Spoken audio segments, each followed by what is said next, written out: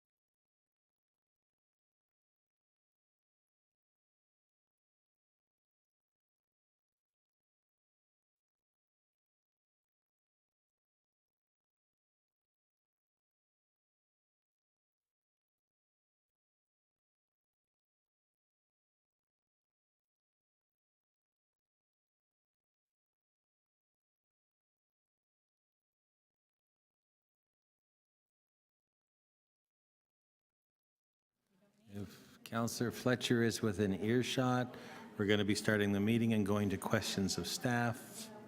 If her and her staff are listening, please ask her to come down. That would be appreciated.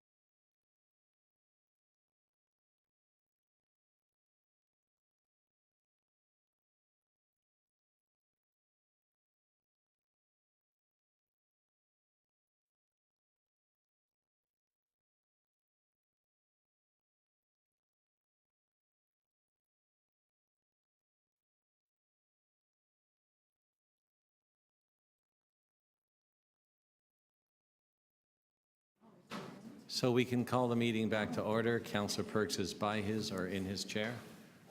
Thank you. Great, that's what we needed. So we have the meeting back to order. We have now questions of staff. Councillor Fletcher, is there anything you don't know about this?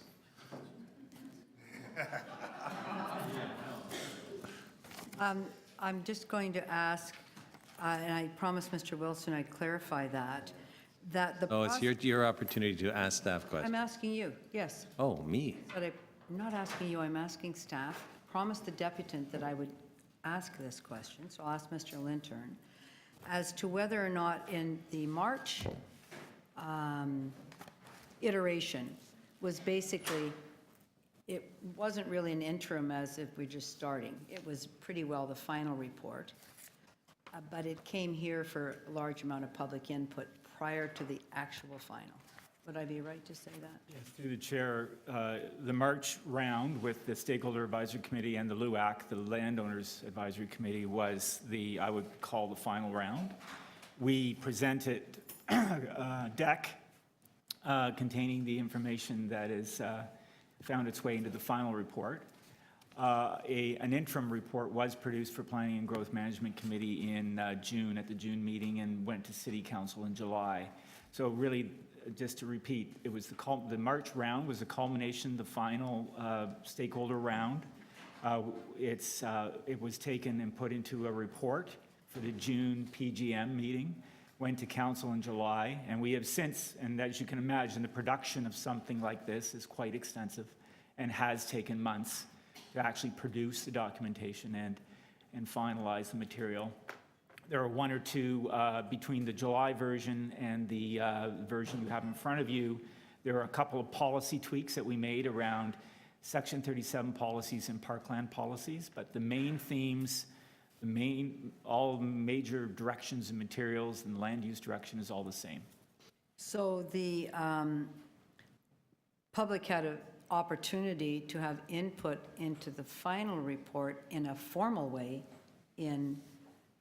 at the PGM, Yes, we had deputations at PGM. which we don't normally do. You'd have the stakeholder, and then you'd have the final report, and it would come here. Several rounds, that's correct. So that actually was an extra chance here with the report going to council on July 4th. There have been many chances, yes. That was I excellent. guess I'm just concerned about the process having been determined as not as robust. So in adding an interim in there, where people have a formal way to have other things introduced, would you consider that? Yes, I mean, certainly our concern was because of the complexity of the topic and the nature of the material, it is difficult even for professionals who do this every day. It's a lot of material, and it's a complex There topic. is a So lot. we wanted to give as much time as possible for its digestion.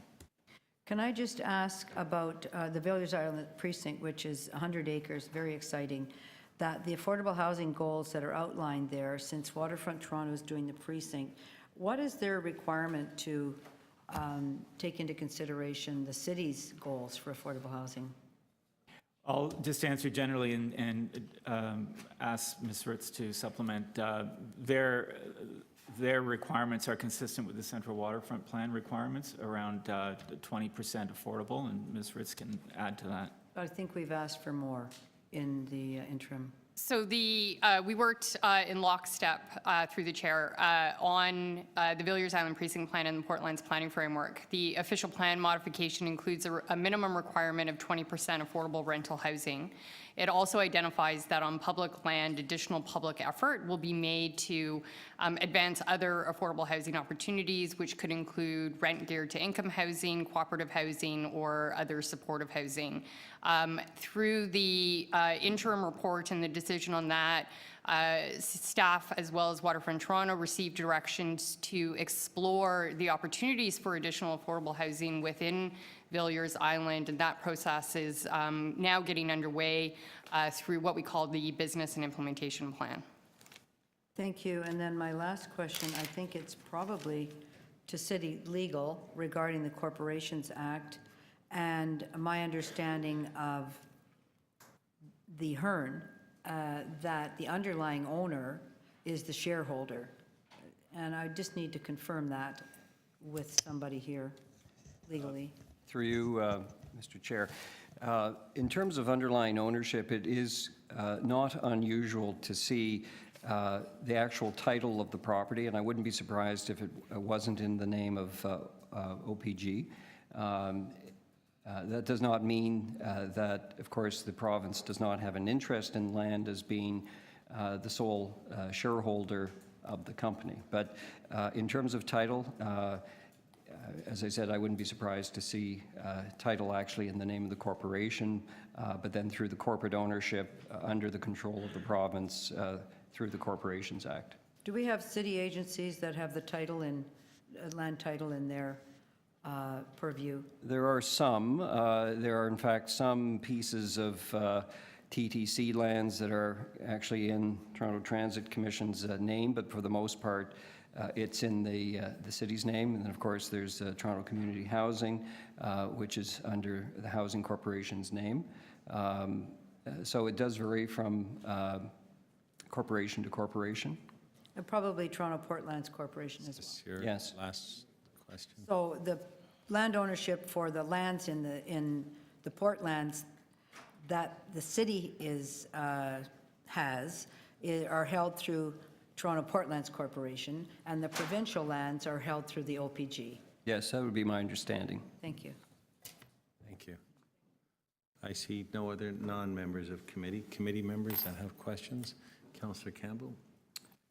Thank you. So is all of the residential concentrated in Villiers Island? Through the chair, the residential, mixed-use residential manifests itself in several ways. The first precinct plan for Villiers Island is traditional mixed-use neighborhood with residential permission, extensive residential permission. There are two other precincts that are planned for residential, the McCleary District and South River districts. The difference with those precincts is that we want minimum non-residential. So we've differentiated slightly, but those are also mixed-use districts. So it'll be residential in three districts, approximate population around 25,000. So you said the McCleary district, and what was the other district? South River, I see, okay. So there's some residential there, absolutely. okay. And how many units are we looking at? What kind of density? Well, again, the population, estimated population for the three is approximately 25,000 people. Ms. Ritz can identify maybe the number of units. Through the chair, there's approximately 4,800 units proposed in Villiers Island and 4,700 units proposed in the McCleary district. Holson Key and South River, more detailed work will get underway once precinct planning happens in that area, but we anticipate it would be about 5,000 units, some similar to the other districts. They are dense communities.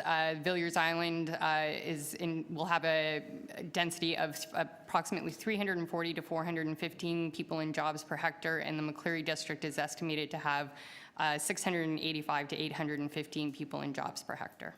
And is all of that information in the voluminous report? The policies are in the report and the modification, yes. Okay. So the lands that are owned by the city, they will be sold to private developers in order for the residential mixed-use development to occur, correct? Through the chair, there could be different models that are followed. Some of it could be through disposition of land. Some of it could be the city as developer. There are many different models that might be available to the city in the future. Does the report speak to an affordable housing component? Yes, it does. Okay. And so the transit plan, I think one of the deputants made reference to the transit plan.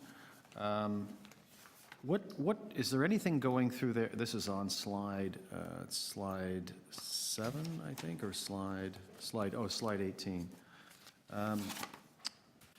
How has the transit plan was developed by our transportation planning group or the TTC or both working together?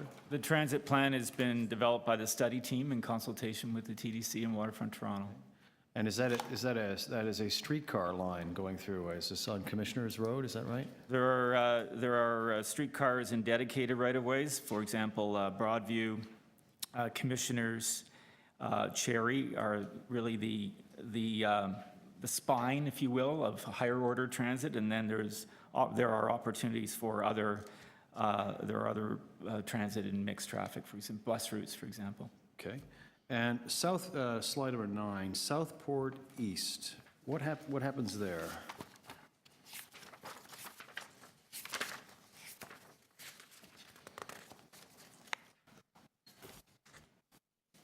Maybe it wasn't slide 9, but I think it's the district Southport East, is that right? That area is identified for port and industrial uses over the long term. Most of the area in the east end of the port, there's a continued use, as you can imagine, for these types of uses. So Right. So that's there's gonna been an stay effort to industrial. agglomerate or, concentrate those uses in that area to minimize their impact, but to still have a place for them to exist in the city. So will the areas, how are aside from the mixed-use areas, which would be, I guess, District 1 and District 4 and 3. 3, what will be the land use designation or zoning for the other areas? Is it?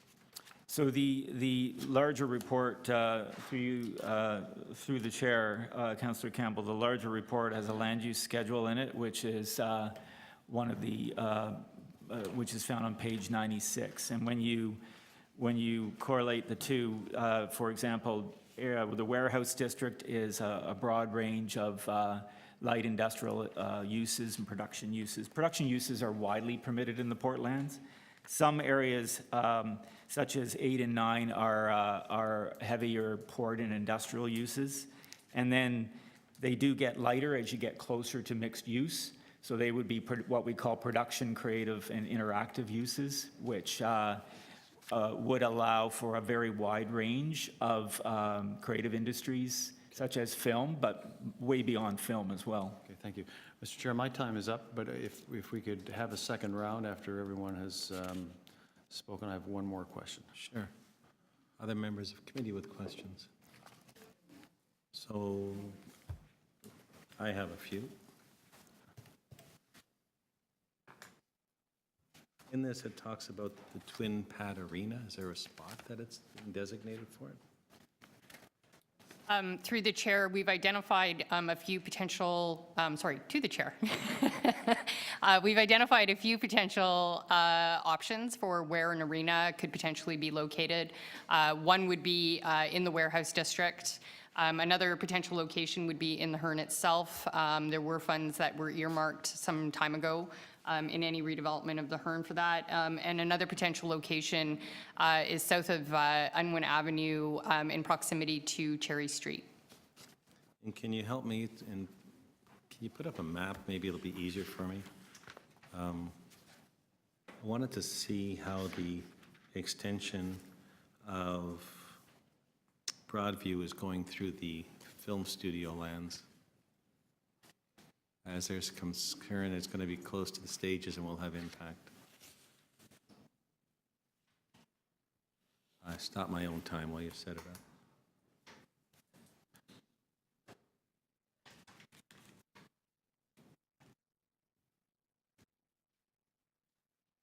And my apologies for not letting you know I was going to do that, or you probably could have been set up for it.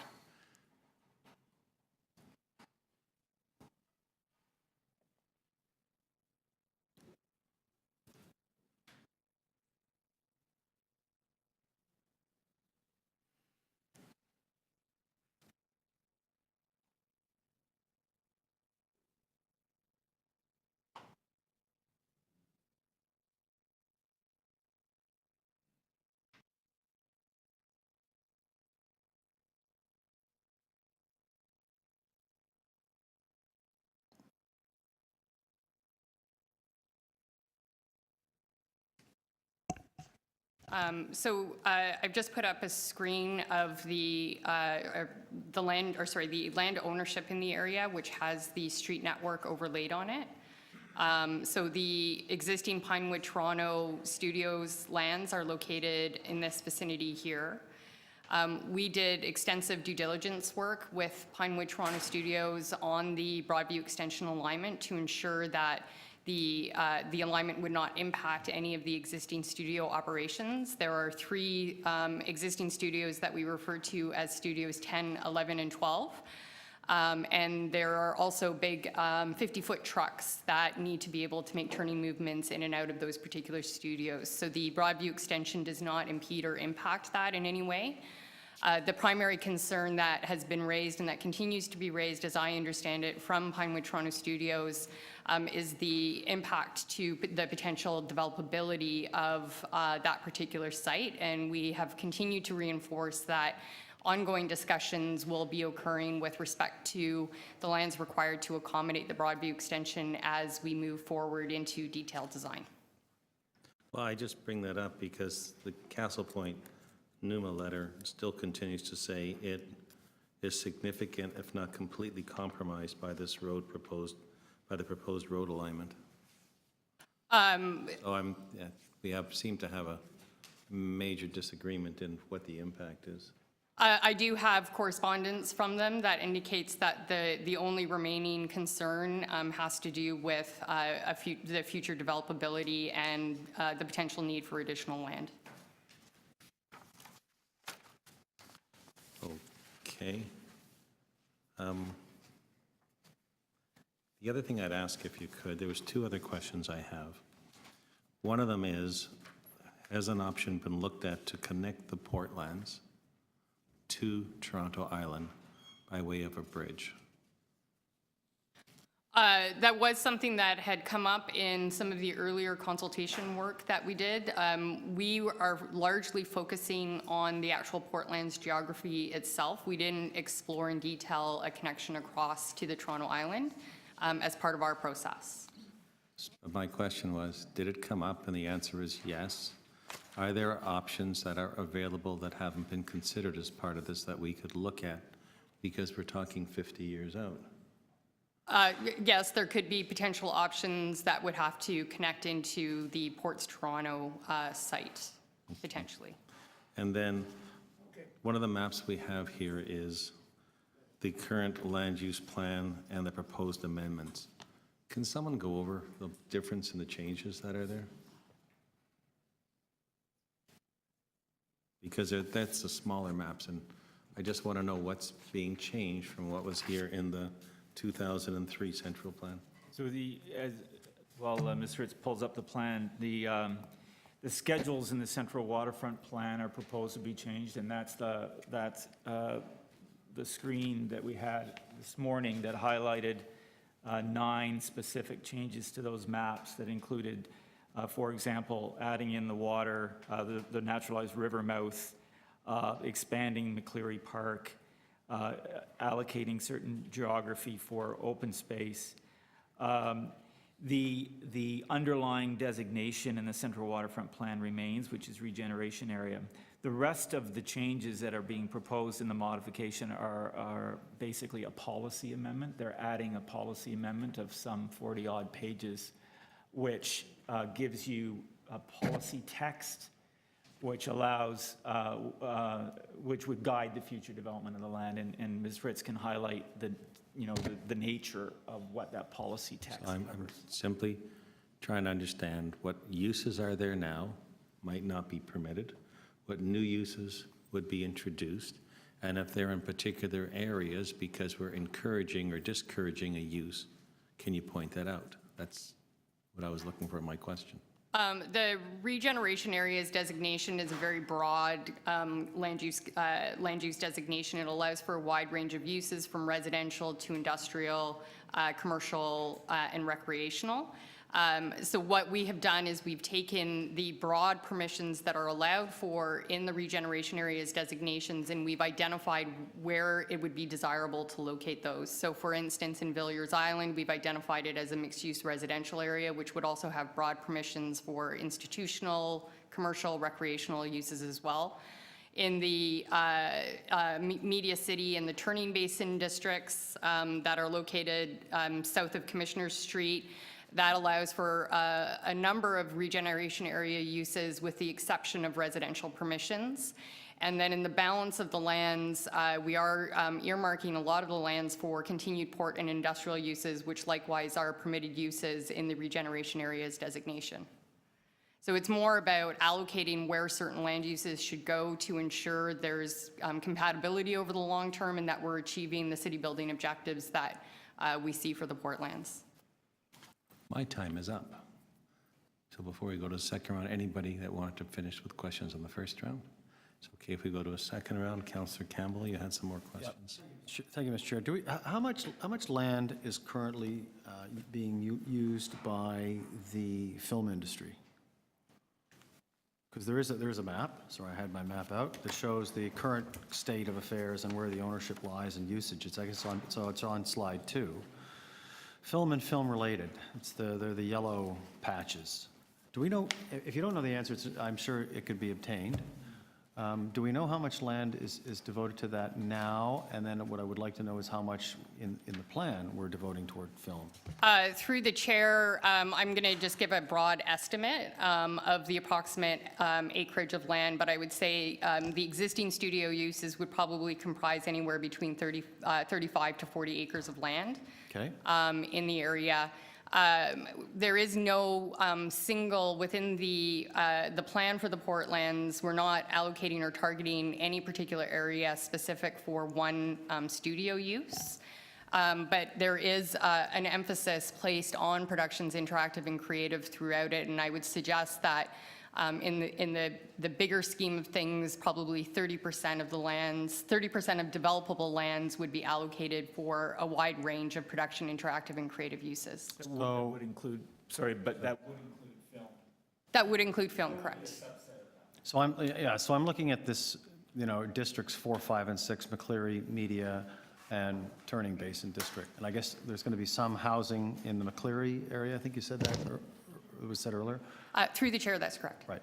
And so how much in that film studio district would be set aside then for, the TV production, TV and film production? Well, currently 20 acres is under a long-term lease to Pinewood Toronto Studios, so those lands would continue to remain for studio uses. Okay. And then we've allocated the Turning Basin District for production, interactive, and core. Where was that, for the place you just mentioned? The Media City is number 5. No, the current existing studio. That's number 5. Number 5, okay. All right. Yeah, the lease basically extends that entire area. Okay. And then number 6 is the Turning Basin District, and those, I don't know the acreage off the top of my head on that, but I can certainly get that for you. So I guess what I'm trying to get at, I should just ask the question. So how much incremental additional space is being set aside for this industry than is already being used? Through the chair, I'm not sure what the right answer to this question would be, because some of those lands are currently vacant. Right. So it's not like we're setting aside lands that are currently being used for another purpose for film studio uses. It's just identifying permissions that somebody, if they wanted to, they could build a studio. And will there be permissions that would permit other usage? Through the chair, yes. Good. So there could be other commercial, office type of uses other than the film industry? That's correct. Okay, all right, thank you. Thank you. So then, I'm going to take advantage of the opportunity. Can you, in our slides, there was a slide of existing conditions defining elements. Can you put that up? Near the existing conditions defining elements, it doesn't really have a number on it. Second page. Second page. So you've got Pinewood, but in existing conditions and looking at film studio lands, the balance of their lands weren't shown in orange as film and film-related, but that's what the options are for. That's correct. The reason why we don't show it is because currently the lands are vacant, and they haven't necessarily taken down the leases for those particular lands. Right, but we're trying to see, and I guess from the questions of my colleague, how much land here could actually be film-related land? So why don't we have a slide then that actually shows the similar thing with colors as far as where it could go in the proposal? Because it's hard for me to envision all the lands that currently are there and where the new lands are, that whether they're called a different district, but could be film-related districts. And I think the question coming from my colleague and myself is, how much land are we really saying is now stuck for and being held up for film-related in this uses? I think Ms. Ritz can put up the land use schedule that's in the fatter document on page 96, if the committee members want to turn to it. And as Ms. Ritz indicated, you're dealing with two different aspects here. You're dealing with existing on-the-ground film uses. This strategy is about allowing for things to happen in the future. So you're dealing with permission in the strategy. And in the official plan policies, we're dealing with identifying the Media City and the Turning Basin District as opportunities for future film uses, but also other uses. As Ms. Ritz indicated, we're looking at a very broad range of non-residential permission that as a family we're calling production, interactive, and creative. So it won't just be film, it'll be all of the things that we can imagine and not imagine that are coming in that creative industry sector to foster a location in the city that allows for these uses to flourish. I'm sorry, I'm just a simple person and can't see it in colors here. So that's where I'm kind of lost as to, and I think that's what one of the question was, and some of the deputants were talking about the amount of land that could be habitable or places for people to live in comparison to this. So you came up with a statistic of 30% of the developable land, was that the words you used? That's correct. Would be residential. Yeah, I do have, Oh. I just, because I came over here, I can get the actual precise Oh, no. that's- percentage if So you'd my like it. question, if it's 30% of the developable land, what percentage of all the land is developable?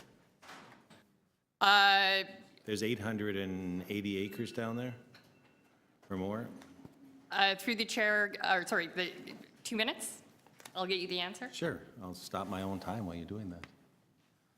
And I'm just trying to understand how much land is there, how much is developable land, of that developable land, what percentage then, so I understand of that then is going to be in residential, so I also understand what percentage of all the land is residential. And then the other part is what percentage of the land do we already own? Well, of all the land and the developable land, because the map in here shows we own most of it, Or under lease. or under lease.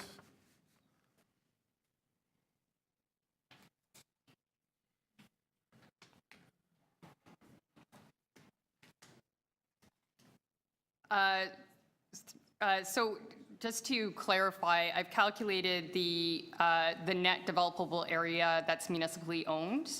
I would have to do some additional math in order to calculate all of the developable area, but it would be roughly 70 hectares of land that is developable, net municipal developable land. And I would have to also do some additional calculations with respect to how much of that net municipal developable land would be allocated to Productions Interactive and Creative, but First, let me I go would, back. I'm getting lost on numbers. okay. There's 70 hectares of what? 70 hectares of net municipal developable land. I'm really looking for how many, and if you can give me acres, I'd know much better because we're switching back and forth. How many acres of land are there? Of that, how many acres of that land is considered developable land? And then I'll know that 30% of that is what you wanted to build on.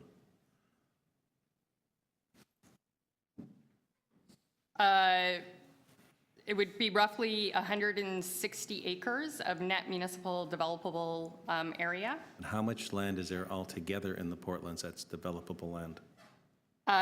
Altogether, I would have to do, I haven't done the math for all of the lands, both private, municipal, as well as the other public land, so I'd have to Give do me those your rough calculations. guess on it, and I won't hold you to the acres.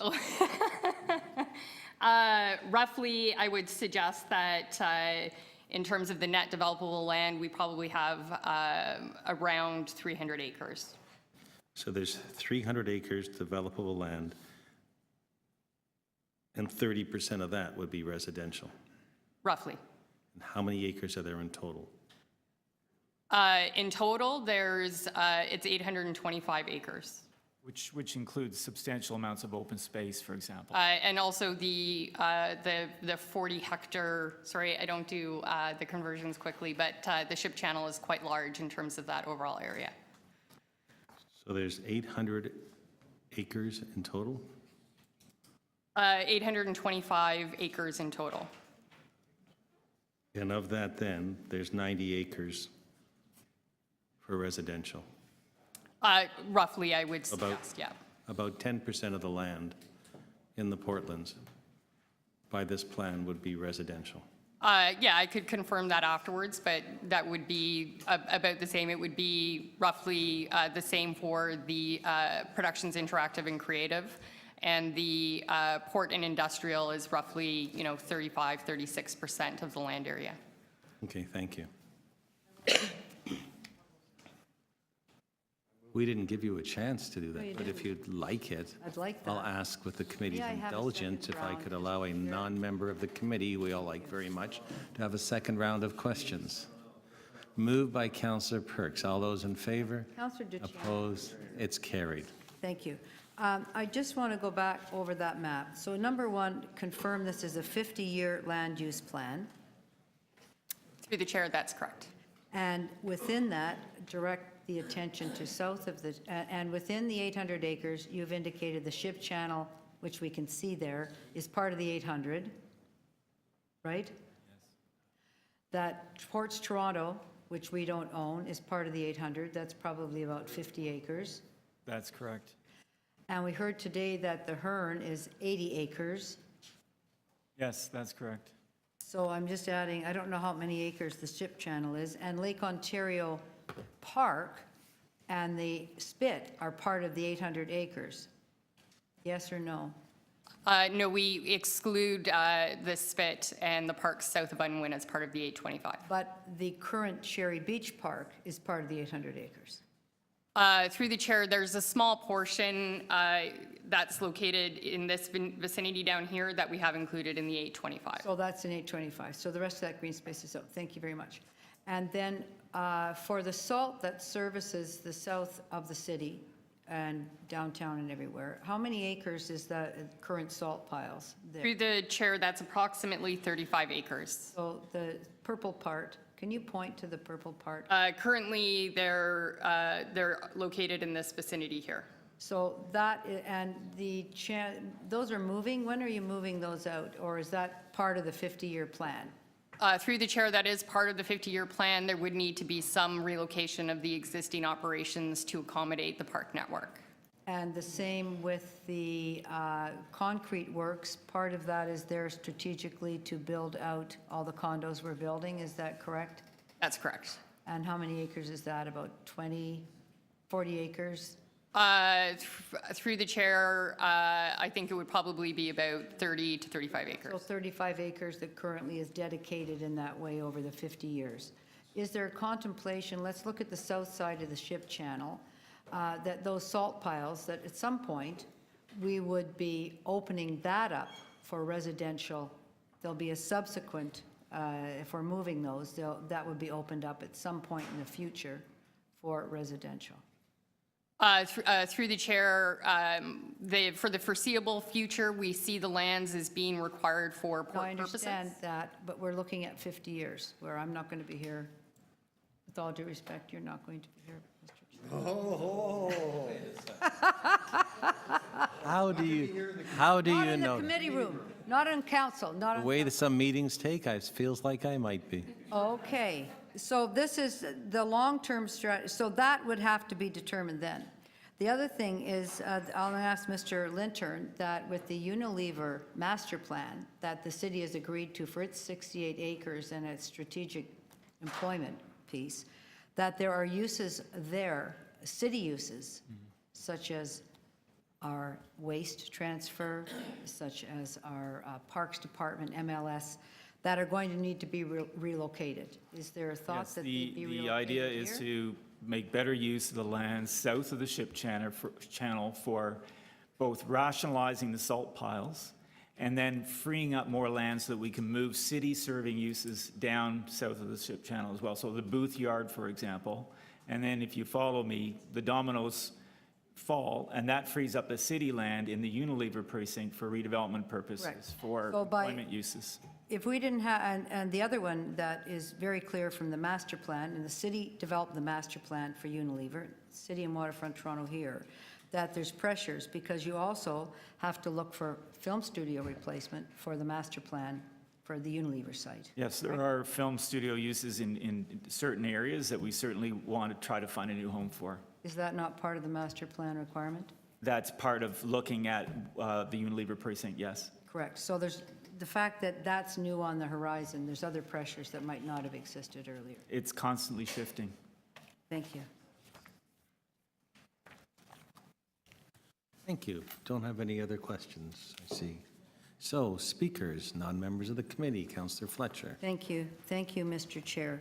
I do have two motions. One that is given to me by staff, which is a technical motion. And Can you hold my time while we find them? So we don't know what they are. Is there someone that was I going just- to move them for you? You gave them to me today? Yeah, but Council, you're not a committee member, so. Oh, I'm sorry about that. I thought, all right. No.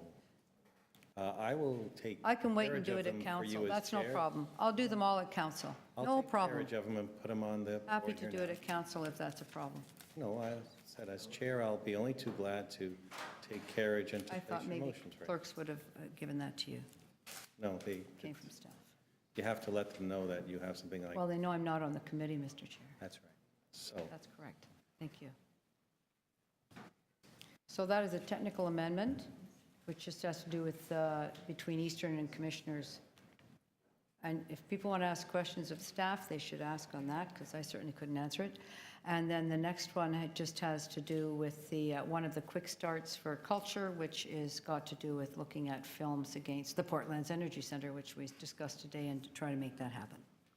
I will have more motions. I'll be moving at council, and particularly around Marine Terminal 35, Ontario Power Generation, and the Hearn, establishing what that goods movement would look like that is articulated here, and perhaps more around affordable housing.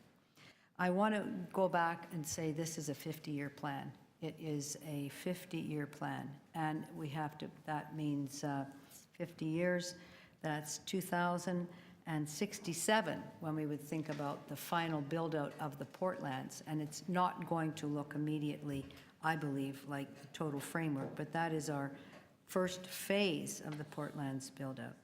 I want to thank very much and congratulate Ms. Ritz and Ms. Santos for their hard work in developing these massive documents and working with the two stakeholder groups, working with those who've been very interested, working with all of councillors who've been interested in this. It's quite amazing.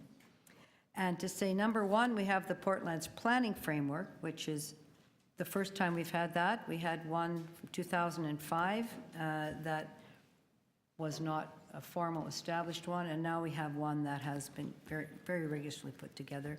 But the real thing here today is our approval of the Villiers Island Precinct Plan, and we have not spent a lot of time thinking about that, which Waterfront Toronto will be taking and starting to actually put into practice once that $1.2 billion for the river naturalization goes to work, and we create the new river mouth, we create the new river. So this is so real. It's so exciting. It is 100 acres. It's not 100 acres of residential, Councillor Campbell, because there's probably 50 acres of river, park, and everything else that's there.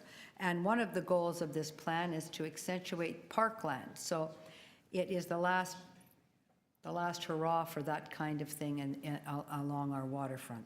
So I'm very excited about that 100 acres, about the 4,800 units, and the new river and the greenway that will be accomplished there, and I think that that will be a very exciting thing.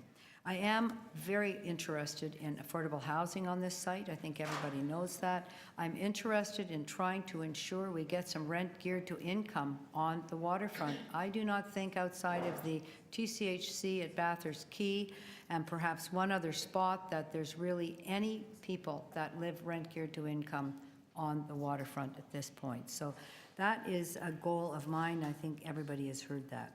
I was concerned today to hear that OPG, and I don't know if they're still here, but thinks that that is their land. We did have a time when Toronto Portlands Corporation thought that was their land, not the city's land, and those days are gone. We understand that we are the shareholder, the owner. They are holding that land, and I think it's time that the province of Ontario made it clear that at some point they'll be bringing those 40 acres that the Hearn sits on to the table for waterfront planning. And it concerns me that Waterfront Toronto, which is a tri-government group, is not able to get that from one of its government partners. That would be the province of Ontario, and I think we need to ramp that up, say that's 40 acres. And Councillor Campbell, I understand, was talking about the development. Our lands will be planned, they may be sold, but we will know what we want on there. I believe the province should not dispose of that until we've had a chance to actually look at that. I'm going to you just to put my sum up? film hat on for 1 second Pam, and if I say, can get you to sum up. yes, that the Unilever site has created a pressure regarding film studios, and part of this exercise, the city has to be looking at where we could accommodate any further studios in this large area that wouldn't be set aside for residential as part of our requirements, economic development requirements. So that's it. Thank you. Thank you.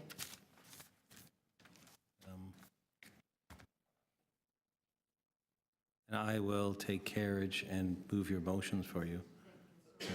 But I do have a question of you. If you have additional motions, why aren't you tabling them here so they can go into Well, council? because I've only heard today about Marine Terminal 35. I want a chance to think about Okay, that. so they're new A chance items. to think about Ontario power generation. I've spoken to staff about the affordable housing, and I want a chance to think about that pathway. So Thank you. it's just having a chance to make sure they're good motions, Mr. Chair. Okay, thank you. Speakers.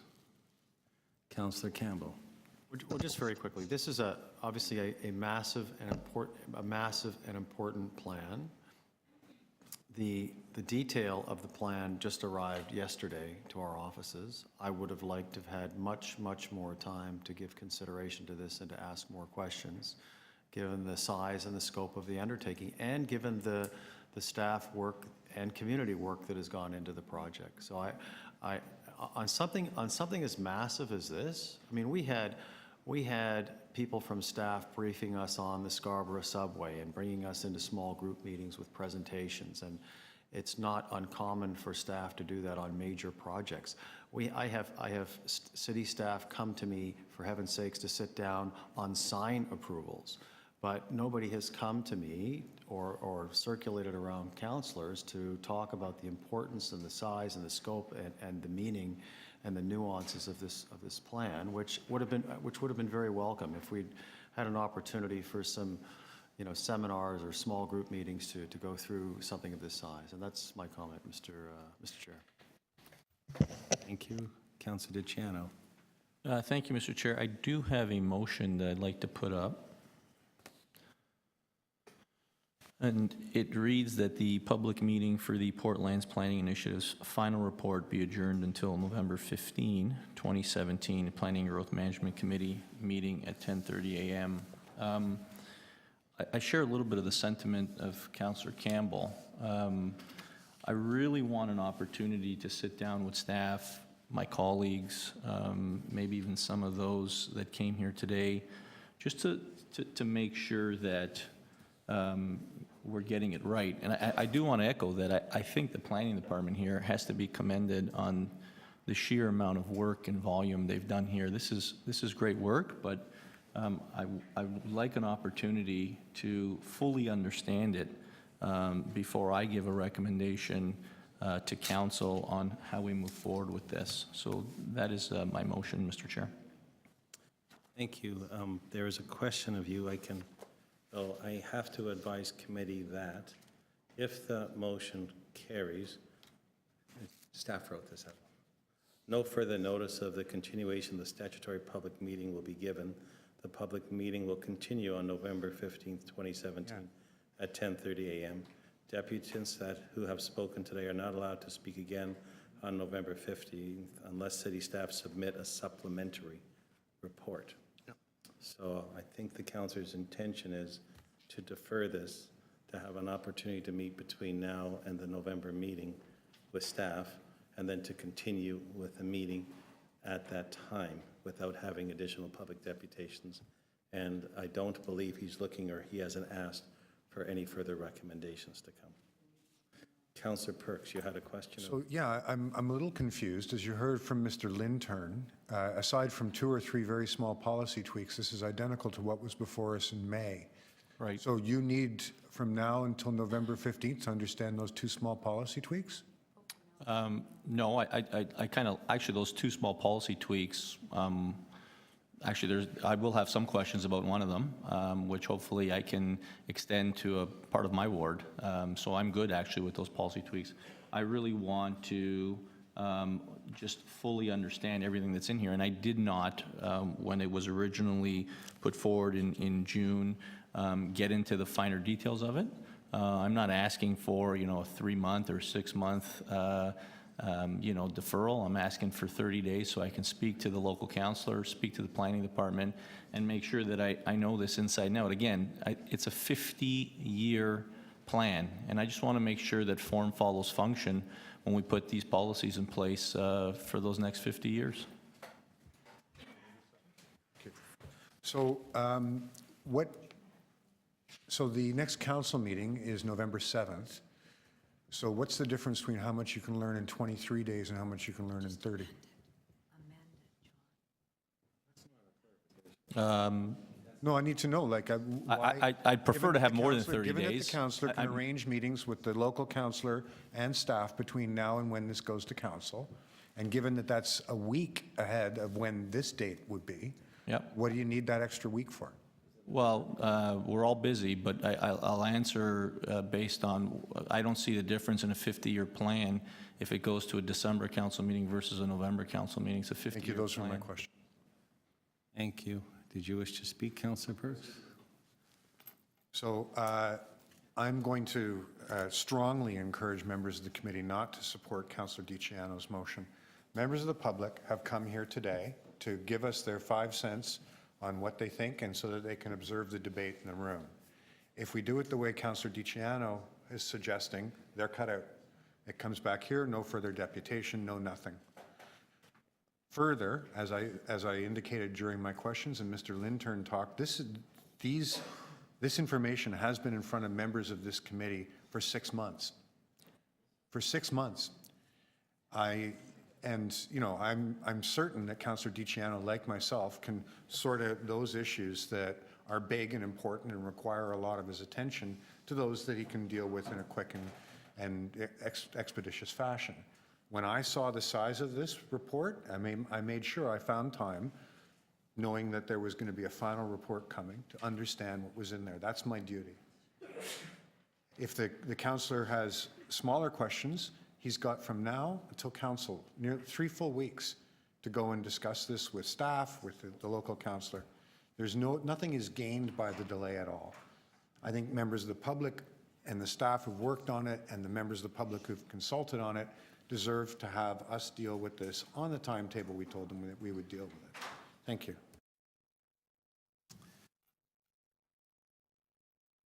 You spoke. I'll speak if you wish. Well, it's not a deferral, it's an adjournment. So it's a motion to adjourn. So I'm sympathetic to my colleagues, Councillor DiCiano and Councillor Campbell, and I'm also sympathetic to my colleague, Councillor Fletcher, all of whom have spent an awful lot of time on this.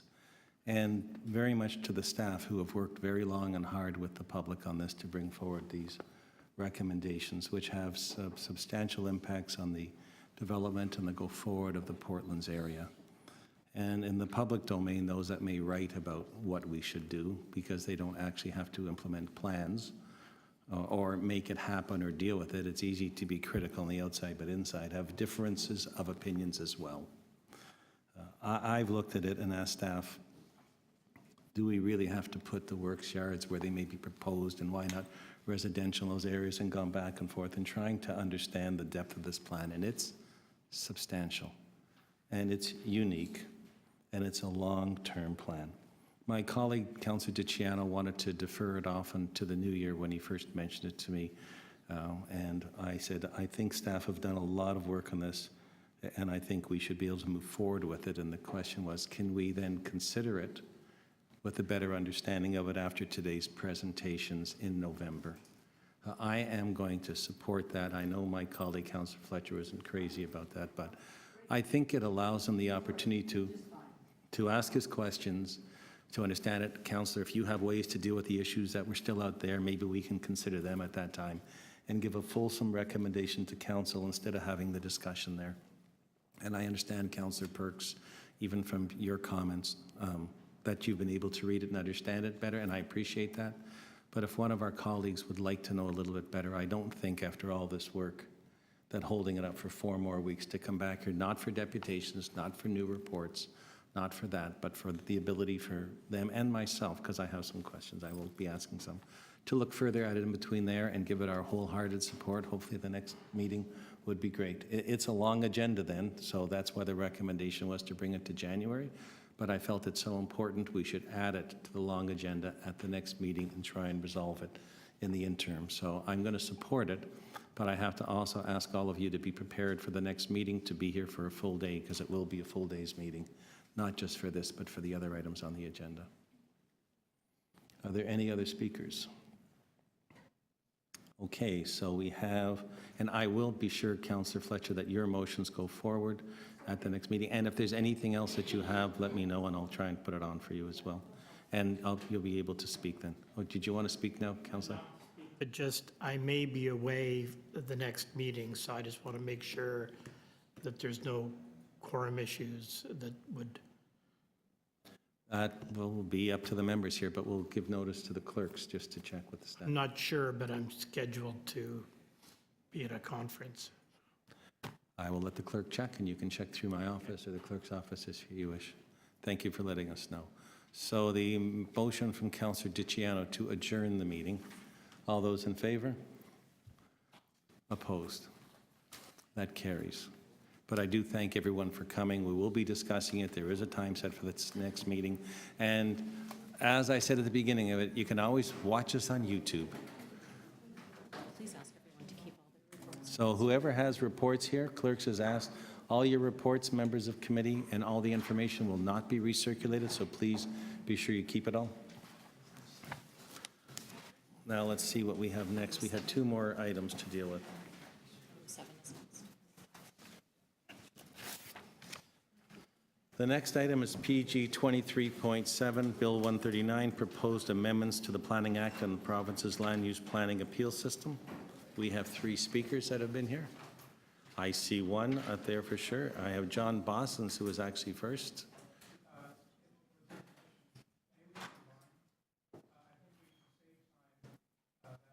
Sure. Can you try and make sure that if you're going over 5 minutes, the next person picks it up?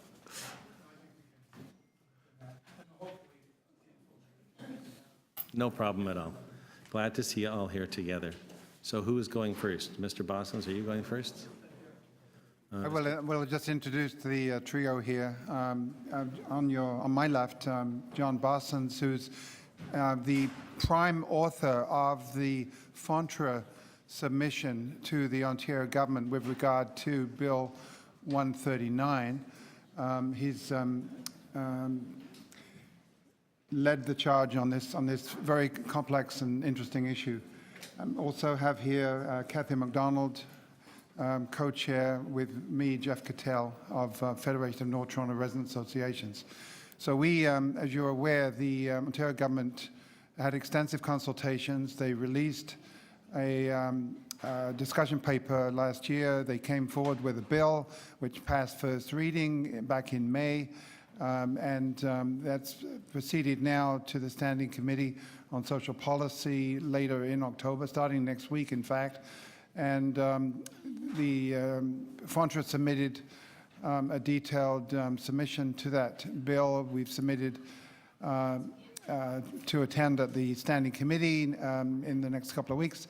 And of course, the City of Toronto has done the same thing.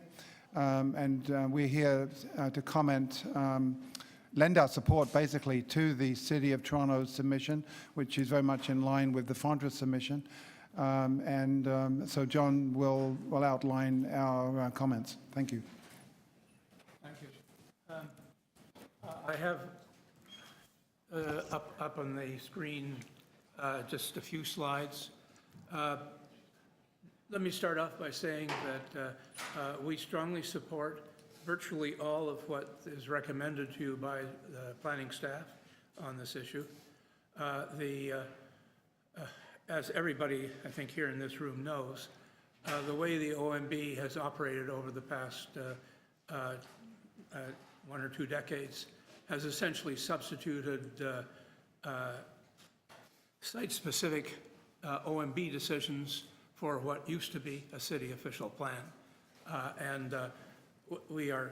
We're strongly committed to the notion that the OMB must be reformed, that municipal decision makers should be paramount in making municipal decisions, and that it's absolutely inappropriate for an appointed board to have the power to just unilaterally, by one person typically, override the decisions of an elected municipal council.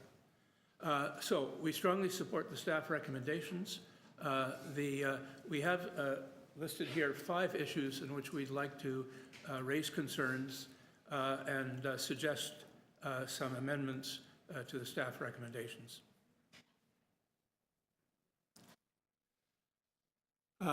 I'll talk to this issue. The problems with the 2-stage hearing process. This is a complicated issue. The problem is that what this province is trying to do is respond to the issue that arises if the new tribunal finds that a municipal decision is inappropriate because it does not conform to provincial planning policies, then it can send it back to the municipality with recommendations for changes. If the municipality doesn't make those changes, or in fact whatever the municipality does in responding to the tribunal's recommendation, then whoever brought the first appeal can appeal again. Then you have a second round appeal, and in that second round appeal, the hearing process reverts to what it is at present, namely that the reform of the rules no longer applies. The rule changes which are important in a number of respects, and more importantly, that it has the right then to make a de novo decision as at present. We think that raises important concerns. We understand that there needs to be a right of appeal and a way of resolving that kind of standoff, but we believe that if the tribunal on that second round rules against the municipality should have the right to appeal that decision to the minister, so that at least a provincially elected representative can make the final decision. We believe that's important not only for that reason, but because that also puts a psychological check on the tribunal. Kathy will talk about our next issue, which is the moratoriums on privately initiated OPAs and rezonings. Yeah, so we're supporting the staff recommendations about privately initiated OPAs, but we have concerned, we don't support prohibiting privately initiated rezonings. We see that it's better to use zoning at densities appropriate on avenues, for example, and allowing towers to be subject to higher maximums, et cetera, to try and get the rules up front rather than having everything site-specific exceptions.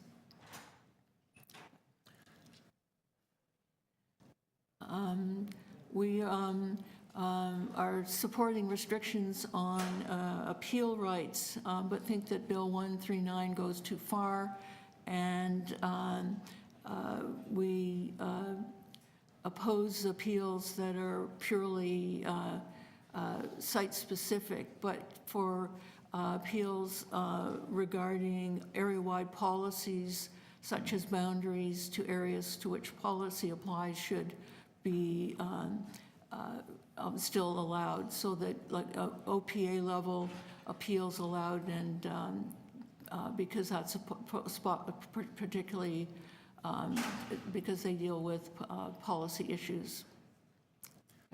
Just to follow on that, we're very concerned with the plethora of site-specific appeals that currently distort city planning.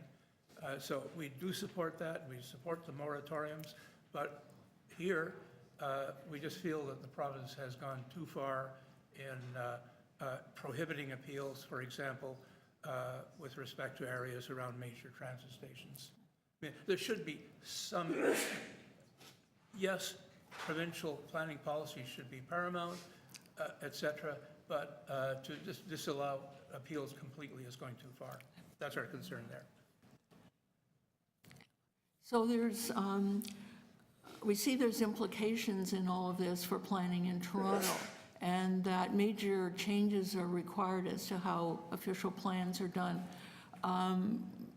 Particularly the need to add numerical growth targets so that we don't get into the issues that we've seen in Yonge and Eglinton. So growth targets for areas around transit stations, avenues, et cetera, and policies that encourage efficient distribution of new development, and clear policies around as-of-right maximum heights and densities in secondary plans. So we're asking that that staff be requested to report back on these issues, including moratoriums and interim control bylaws that may be required. Okay, Jeff? do that. And finally, I want to raise an issue. As we're all aware, we have a new tribunal in the City of Toronto that deals with minor variances. The province downloaded the appeal function just to Toronto, effective last spring. And that appeal body, the local appeal body, the T-Lab so-called, has begun its hearings early in September. And we're sort of calling the fire brigade on this, is that in fact, Mr. Kettle, it is not... but this isn't here in front of us now. Agreed. We're simply recommending that... Oh, like everyone else, if you could stay with the item that's here would be appreciated. No, well, it's relevant to this, because we need to have the T-Lab follow the revised policies, the revised procedures But the of T-Lab- the reformed OMB in future. Okay, the T-Lab isn't here and it's not part of this item with the province, so it gets confusing when you bring those up. So We're simply asking that the council will consider the implications of the new tribunal for its operation through the T-Lab. So we're not considering the T-Lab per se, just the need for the council to look at that. Mr. Chairman, the issue, I mean, we had actually some discussion of this with representatives of the Minister of Municipal Affairs. And there is an issue here that Bill 139 does not exempt local appeal bodies. We're not talking about TLAB, but local appeal bodies in general from the Statutory Powers and Procedures Act, which seems to be has been a major constraint on the development of better hearing procedures. That was why we raised that. If I could just very quickly summarize our recommendations, it's that first of all, that staff be requested to at least comment on our concerns about municipal appeal rights from unfavorable second stage decisions, that issue that we discussed before, and also limitations on rights of appeal. And secondly, that the provision for a moratorium on rezoning applications, that be deleted. And I mentioned item 3 already, and staff be requested to report on the planning implications of all these changes. So with that, I think we're done, Mr. Chairman. I did say we'd do it in 11 or 12 minutes. Thank you very much. Are there questions of the deputants? So I just have one if I could. Kathy, when you were here earlier, you had registered as a representative of Fontra, and then you said you weren't on item number 6. So those were personal comments on that item? That's correct. The previous item. The one on the Portlands. Yes. I was there in my private capacity, and when I made my submission to be a deputant, I said that. Okay. We just know you from Fontra, so you're new. Well, I'm not always, I have another life. Really? I will tell you, myself and my colleagues have to try to have other lives too, but this one takes us a lot. And then Fontra, is Eileen Denny a member of Fontra? I can answer that one, no. Her organization nor herself are members. Yeah. So she represents, Teddington Park. Fontra has about 30 resident associations in North Toronto and North York, but obviously not every association. I ask it because I thought she had said she was here on behalf of Fontra in the past, but I could be wrong. No, she would never Are say you that. clarifying it? I will know to ask the question. if Specifically, it doesn't. recently, she would be very clear about that. Pardon me? I said specifically, recently, she would be very clear about that. Why? She is not representing Fontra, she's not part of Fontra. Why would she recently be very clear of that? Well, she is sort of involved as the head of Cora, and that's her role. You're getting me as confused, and I appreciate that as our organization here. I'll accept it at that. The question has been answered, and I won't go on with it. Thank you very, very much, and thank you for coming. You are all of our speakers, so thank you. So now we have to bring it into committee. Are there any questions of staff?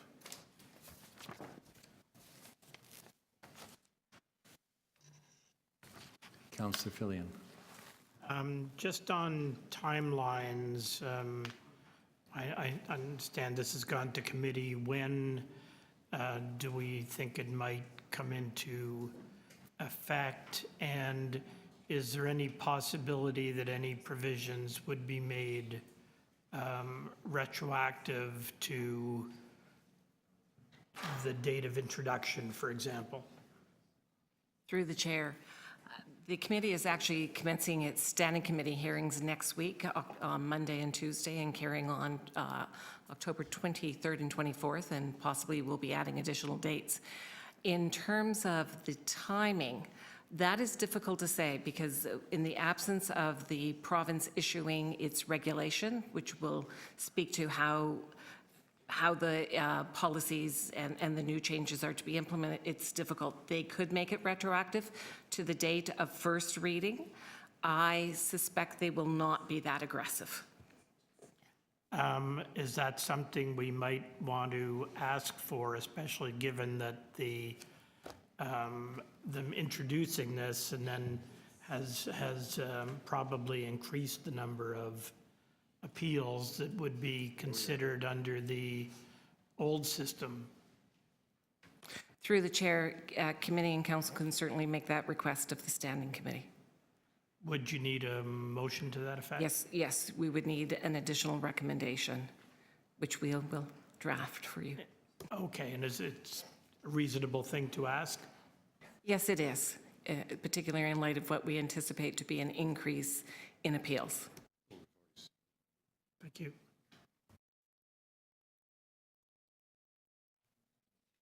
Speakers? I could introduce it now or at council. The staff were going to draft You're something. going to introduce it, it should be now because the deputations are next week, and both staff have been asked to go, and I've been asked to go. Well, What I would you think we like could to- rattle it off pretty quickly, that I could do it verbally through the chair right now. Why don't you do it verbally now? I'm definitely not looking to my right. that council recommends that the date of enactment of Bill 139 with respect to appeals, the date that the matters would be considered under the new act be May 30th, 2017. May 31st or 30th? Date of introduction? Retroactive to the first reading, that'll cover off, I might be off a day. Okay, so the motion would be that we want the province to enact this legislation as of the date of the first reading. First reading. In other words, backdate it. Yeah. Okay, so without looking to the fact that the screen's not working right, otherwise clerks would have put it up and we'd have it in front of us, because I'm sure that's the problem with it right now, is there's a problem with the screen. So we have that amendment. All those in favor? Opposed? The item then as amended. All those in favor? Opposed? That's carried. I wish we could get these screens fixed. And then the other item that we have is PG 23.8, official plan indicators. We have Hamish, Wilson, John Bothans, and Kathy MacDonald. Hamish, welcome. Thanks for enduring. It's nice to know that we have an official plan. Sometimes I'm pretty dubious about it, especially beyond elections and beyond ward boundaries. Do we actually embrace planning? I'm also a bit cynical from a strong sense of how the Places to Grow Act is ignored in regards to sections 3.2.2 and 3.2.3, which theoretically require automatic changes to our roads and streets towards the sustainable modes because it's the greenhouse century. The only time I think that I've seen any real change that I think is in the spirit of the Places to Grow is with the repaving of part of the Danforth and a change in the lane markings from Pape over to Donlands. So despite the worries Councillor, you're staying in the room, Councillor? Okay, he's in the room still. He has a problem with the pain, so he prefers to stand part of the day. Sorry, Hamish. That's okay. Despite the worries expressed by the former chief planner about overload of the core in its transit, in its road system, in its electrical system, and perhaps in the sewage, this report seems to indicate that everything's just okay, but it's not. The core really is overloaded with both traffic and constructions and people sometimes, and so deficient is the provision of improved transit in areas where it's been warranted and planned for perhaps a century. We needed a development freeze until there is really something honestly good in place, and something real that isn't the King Street right-of-way idea, as it was seen as inferior only in 1992. Where did that go? That's here. That's from the West Waterfront LRTEA. There's the King Street. The smaller circles indicate how good it is. The larger circles elsewhere indicate superior things. As you might know, I think I favored a Front Street Transitway for quite a while instead of a road project. We didn't do the road project, which was good. GO expanded the transit, but we really needed a better TTC-based transitway. The Downtown Relief Transit West option, I thought was, you know, when I discovered that, I went, oh, geez, just like I've been advocating. Very interesting. And that's, I think, what is needed. I've had a recent idea, which is taking a cue, and this is the sort of investment that we need to be making in the core where subways are warranted, where heavy transit is really needed, and it needs to be not making the regional GO carrier a more local service. We've got to shift our expenditure and priorities away from subways in sprawl to actually putting subways and higher order transit in the core, please.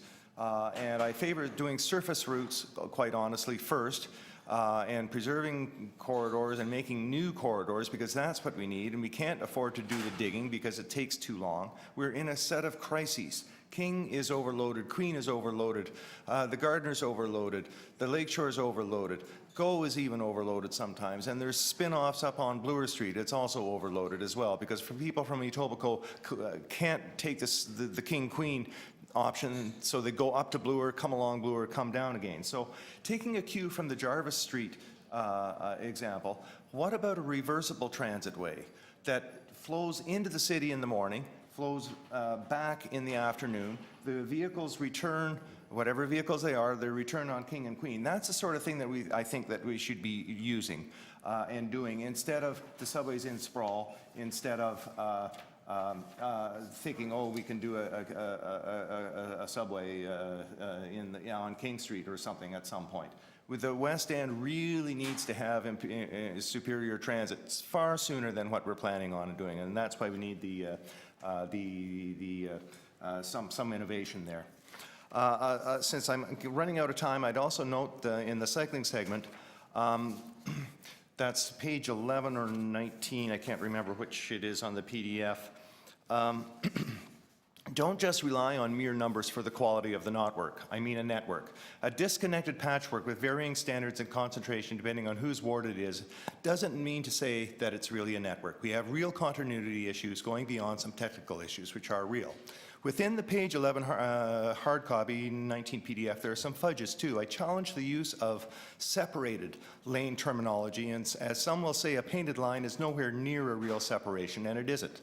So it's almost dishonest, I think, in how it's been categorized in terms of the on-road volumes or the numbers.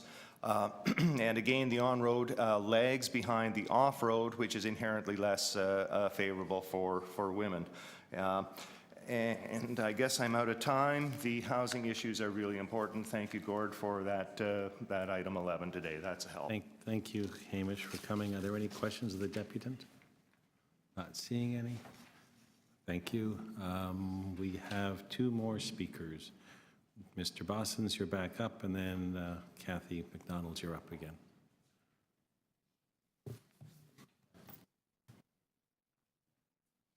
It's been your busy day here We're going today. to, yes. I'm speaking on behalf of Fontra as John is. We wanted to express strong support for the initiative of having indicators for the official plan. We think this is really important, but we feel that it could be much more useful if it was further developed. And John's going to give some examples of how that could happen.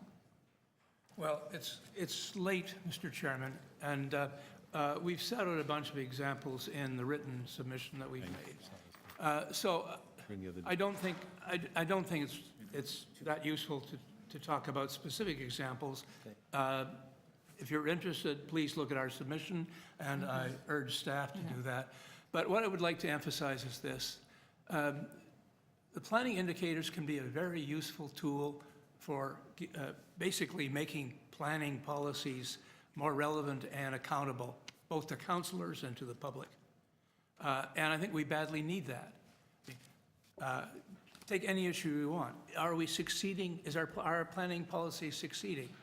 I mean, you don't manage a business without having benchmarks and accountability and some sense of performance measurement. And what our concern is with the indicator document that's before you is that basically it's just statistics. There's no performance measures there. I mean, for example, it says we have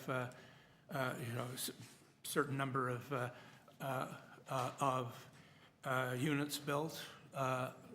We have a certain number of publicly usable private space, et cetera. But so what? The numbers by themselves don't mean anything. What are the targets? If you don't have targets, then there's no point having statistics. You need to be able to relate statistics to planning targets. What are we trying to achieve? What are we achieving in the supply of rental housing? What are we achieving in terms of the distribution of population and jobs across the city? Are they just all congregating at, for example, Young Eglinton? Are we distributing them sensibly in a way that utilizes the transit system? Are we locating jobs with employment, with where people live, so that we don't increase the burden on the public transit system? All these are issues for which there should be metrics developed, targets, and the performance indicators should be showing how we are succeeding relative to those targets. The statistics in the report before you, on the whole, just don't do that, and so that's really our concern. We urge you to send this back to staff and get staff to work further on the development of targets and metrics that allow you to have better accountability for how planning policies are working. Thank you. Thank you. Are there any questions of the deputants? Not seeing any. Thank you very much for coming. We don't have any of the deputants. Are there any questions of staff? Not seeing any. I'll make a brief comment if you wish. First report, as the acting chief planner has said, version 1.0 will continue to grow on what we have. Statistics are a question of what you have, how people put them together, and how important they are. It's a beginning. It's a first step, and I think it's pretty good for that. The staff themselves, in discussing with me, said we could even do better if we had better input from some of the divisions that we have out there, who, if we ask and coordinate it, will give us that information. So I should have said it first. I have a motion in that regard.